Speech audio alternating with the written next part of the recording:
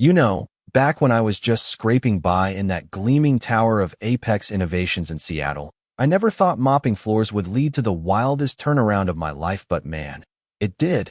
And it started with this one snide remark from the boss lady herself, Victoria Langford, who looked down at me like I was yesterday's trash. There I was, Jack Thompson, 35 and broad-shouldered from years of hard knocks, wiping up a coffee spill in the lobby, when she struts in with her entourage of suit-wearing yes-men, her sharp heels echoing like she's owning the room, which she kinda did, being the 28-year-old heiress who turned her dad's tech empire into a billion-dollar beast. "Watch it, bucket boy," she snaps, her voice dripping with that polished disdain. "Some of us have real work to do, not just bending over for pennies." And her crew erupts in laughter, those fake chuckles that sting more than they should, especially when you've got a little girl at home counting on you. See, I'd walked away from a silver spoon life. Me folks owned half the real estate in Boston back in the day, but after my wife Sarah passed from that brutal fight with leukemia, leaving me with our daughter Mia, barely 3 at the time, I ditched engineering school and the family fortune to keep things real, no handouts, just me proving I could build a life on my own sweat. It wasn't easy nights staring at old photos of Sarah's smile, her hand on mine like a promise I couldn't break, pushing me to endure the daily jabs at Apex, where folks like that slick VP, Marcus, would lean in with a smirk. "Hey, mop man, ever dream of climbing the ladder? Oh wait, you're already on the ground floor." His words laced with that petty jealousy, probably because he clawed his way up from nothing and hated seeing anyone content below him. I'd just nod, grip the mop tighter. Restraint was my armor, taught by my old man who built empires without raising his voice, but inside it burned, that quiet fire fueling me to fix little things around the office, like that jammed conference door where I rewired the sensor on the spot, leaving some hipster engineer gaping. Lucky fix, huh? While Victoria passes by, rolling her eyes. Handyman's all he's good for, born to serve the rest of us.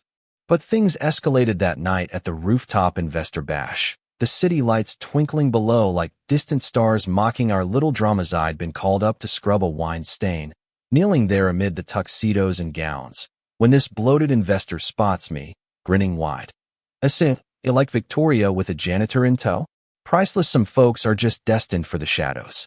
She laughs along, her champagne flute waving. Exactly, they exist to prop us up. Without them, who'd clean our messes?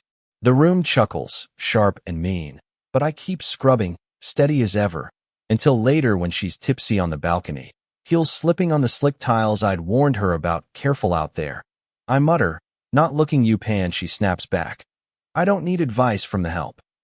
Only to yelp and lurch toward the railing, my quick grab of a chair saving her from a nasty tumble. The crowd freezing as her face flushes red hot with embarrassment she masks as fury. That set off the chain. She stumbles into the elevator with me after, drunk and muttering. Sharing air with a janitor? God, the indignity. Right before it jerks to a halt, lights flickering like a bad horror flick, her panic rising. "What the hell's happening? Fix it, you idiot." And I do, prying the panel, twisting wires with hands that once designed systems like this, the hum restarting as she stares, mouth agape, too stunned to snark. Then comes the drive home in her flashy Porsche. She demands it, hiccuping.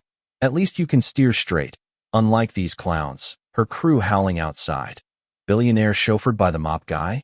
Epic. And on the way, we pass my modest row house, Mia darting out in her PJs, waving wildly. "Daddy, I saved you pasta." Her joy cracking through Victoria's haze, her eyes softening for a split second at that warm porch light.